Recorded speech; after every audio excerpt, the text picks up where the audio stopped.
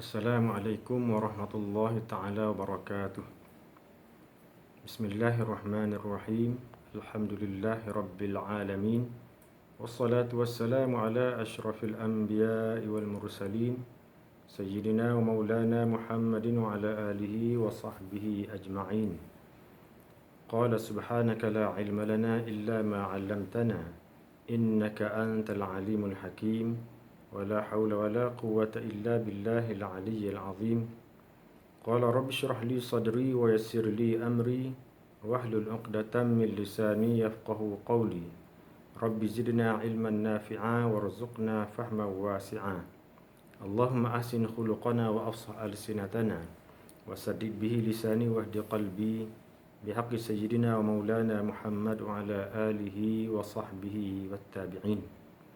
Alhamdulillah, syukur kehadrat Allah Subhanahu wa taala kerana kita dapat bersua lagi pada kali ini. Mudah-mudahan tuan-tuan kita semua diberkati, dirahmati, disayangi oleh Allah Subhanahu wa taala. Jadi tajuk kita pada kali ini iaitu adakah ini Ramadan yang terakhir? Okay, jadi kita sekarang ini berada di musim COVID-19 yang mana menyebabkan pergerakan kita terhad. Terutama sekali kita tidak dapat melaksanakan ibadat solat tarawih, solat Jumaat, solat berjamaah di masjid di surau, yang mana kita tidak dapat bertemu rakan-rakan ahli jemaah, ahli qaryah kita, yang kita sebelum ini kita dapat mengerjakan solat bersama-sama. Jadi sekarang ni kita terpaksa sembahyang di rumah bersama isteri dan anak-anak. Jadi adakah ini Ramadan terakhir bagi kita?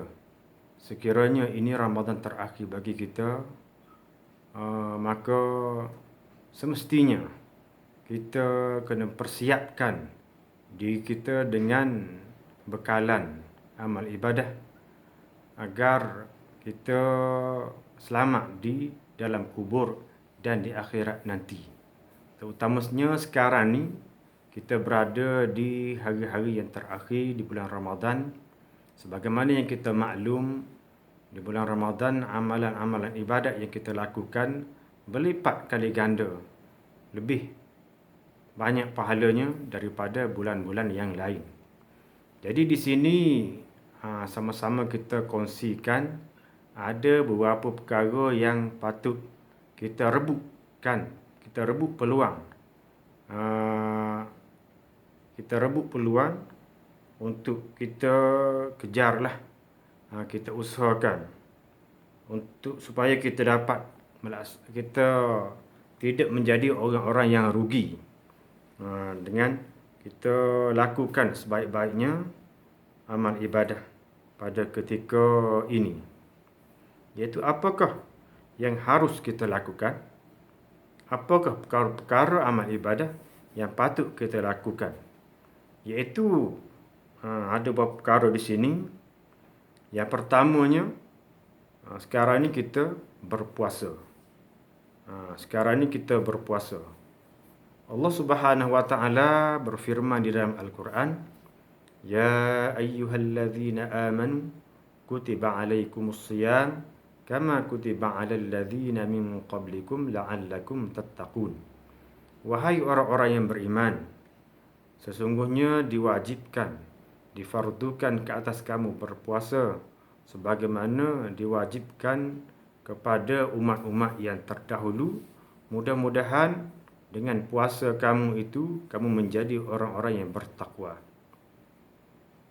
Begitu juga Rasulullah SAW telah bersabda, Man shama Ramadana imanan wa ihtisaban, ghufira lahu ma taqaddama min dhanbi. Sesiapa yang berpuasa dengan penuh keimanan, dengan penuh ketakwaan, dengan penuh keyakinan, serta mengharapkan balasan pahala dari Allah Subhanahu wa taala, maka nescaya Allah Ta'ala mengampunkan dosa-dosa yang telah terdahulu. Jadi berpuasalah dengan sungguh-sungguh, berpuasalah dengan seikhlas hati, dengan tulus ikhlas kerana Allah Subhanahu wa Ta'ala. Mudah-mudahan kita mendapat ganjaran pahala ibadat puasa itu. Seterusnya yang kedua, perbanyakkanlah sedekah. Perbanyakkan bersedekah selagi termampu. Setakat mana yang kita mampu lakukan. Kerana ganjarannya amat besar, lebih-lebih lagi pada bulan Ramadan ini, iaitu pahala amal ibadat yang kita lakukan bermula daripada 10 kali ganda hingga 700 kali ganda. Allah Ta'ala beri ganjaran pahala 10 kali ganda hingga 700 kali ganda. Apatah lagi di bulan Ramadan ini. Seterusnya yang ketiga, berilah makanan berbuka puasa. Sama ada kita beri makanan ataupun kita mengadakan majlis berbuka puasa. Kerana apa? Kerana ganjaran pahalanya amat besar. Ganjaran pahalanya bagi orang yang memberi makanan atau mengadakan majlis berbuka puasa dengan ikhlas, maka dia akan dapat pahala sebagaimana pahala orang yang berpuasa itu, tanpa mengurangkan pahala sedikit pun, tanpa dibahagi-bahagi, diberi pahala sama banyak daripada orang yang berpuasa itu. Seterusnya yang keempat, bulan Ramadan ini merupakan bulan Al-Quran. Dan Ramadan ini adalah satu bulan yang disebut di dalam Al-Quran. Dalam 12 bulan ini, ada satu bulan yang disebut di dalam Al-Quran. Satu bulan sahaja. Iaitu Allah Ta'ala berfirman, Syahrul Ramadan alladhi unzila fihi al-Quran. Bulan Ramadan. Bulan yang diturunkan Al-Quran. Hudan linnas, memberi petunjuk kepada manusia, wa bayyinat, serta memberi penerangan, menjelaskan di antara kebenaran dan kebatilan. Jadi bulan Ramadan adalah bulan Al-Quran. Maka bacalah Al-Quran. Perbanyakkanlah bacaan Al-Quran pada bulan Ramadan. Imam Malik bin Anas, iaitu pelopor mazhab Maliki, beliau meninggalkan pengajaran hadis di Madinah. Beliau tinggal di Madinah dan beliau mengajar hadis di Madinah. Beliau tidak mengajar hadis pada bulan Ramadan, dan beliau menumpukan membaca Al-Quran di bulan Ramadan. Jadi bacalah Al-Quran sama ada secara bersendirian ataupun secara berjamaah, secara bertadarus. Kerana apa? Kerana banyak kelebihan hadis, hadis-hadis yang menerangkan kelebihan kita membaca Al-Quran, yang mana ia dapat memberi syafaat kepada kita di akhirat nanti dan juga di dalam kubur nanti. Seterusnya yang kelima, mohonlah, mintalah kepada Allah Subhanahu wa Ta'ala keampunan. Mohonlah sepenuh keampunan kepada Allah Subhanahu wa Ta'ala. Kerana apa? Kerana Ramadan ini merupakan bulan maghfirah, bulan keampunan. Pintu-pintu syurga dibuka seluas-luasnya untuk mengalu-alukan kedatangan hamba-Nya yang bertakwa, manakala pintu neraka dikunci serta syaitan dibelenggu.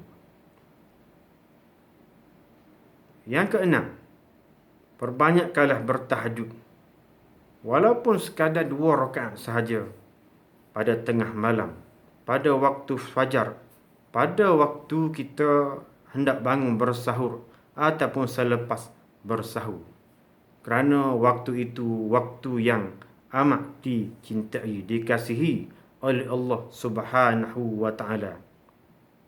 Bertahajudlah, bersembahyang tahajudlah pada pada waktu dini hari, pada waktu fajar. Ataupun kita nak beristighfar pun boleh. Kita nak baca Al-Quran pun boleh. Kita nak berdoa pun boleh. Waktu itu ialah waktu yang mustajabnya. Waktu yang dikasihi dan disukai oleh Allah Subhanahu wa ta'ala. Seterusnya yang ketujuh. Perbanyakkanlah qiyam pada malam-malam bulan Ramadan. Rasulullah bersabda, "Man qama Ramadana imanan wa ihtisaban, ghufira lahu ma taqaddama min dhanbi." Sesiapa yang bangun, sesiapa yang mendirikan, sesiapa yang melakukan ibadat pada malam-malam bulan Ramadan dengan sama ada bersedekah, beriktikaf, berqiyam, bersembahyang, insya-Allah, maka dia akan diampunkan dosa-dosanya yang telah lalu. Seterusnya, yang ke-8. Pereratkanlah silaturrahim di antara kaum kerabat, saudara mara, jiran tetangga. Kerana apa? Kerana ia merupakan amal ibadah dan ia adalah perkara yang amat disukai oleh Rasulullah sallallahu alaihi wasallam. Seterusnya yang ke-9. Rebutlah peluang, rebutlah malam Al-Qadar. Allah Ta'ala berfirman dalam surah Al-Qadr, Lailatul Qadri khairu min alfi syahr. Malam Al-Qadar itu lebih baik daripada 1000 bulan. Yang ke-10.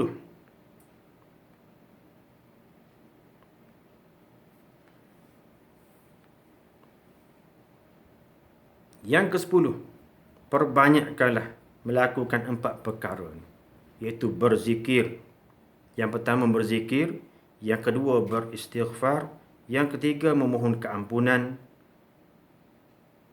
dan yang keempat memohon untuk masuk syurga dan dijauhi daripada api neraka. Itulah 10 perkara yang digalakkan kita lakukan pada bulan Ramadan dan juga pada malam-malam 10 terakhir, pada hari-hari 10 dan malam terakhir bulan Ramadan. Mudah-mudahan kita tidak menjadi orang-orang yang rugi dan orang-orang yang dilanda penyesalan kerana dengan sebab kita tidak melakukan amal ibadah dengan sebaik-baiknya pada Ramadan kali ini. Seandainya, sekiranya Ramadan ini adalah Ramadan terakhir buat kita yang menumpang di bumi Allah Subhanahu wa ta'ala ini, sama-samalah kita beramal dan berdoa agar Ramadan al-Mubarak pada tahun hadapan kita akan dapat lagi bertemu dengannya. Wallahu Subhanahu wa ta'ala yang baik dari Allah Subhanahu wa ta'ala, yang lemah dan kurang itu adalah kelemahan dan kekurangan daripada diri saya sendiri. Aqulu qawli hadza wa astaghfirullahal azim li wa lakum. Wassalamualaikum warahmatullahi taala wabarakatuh.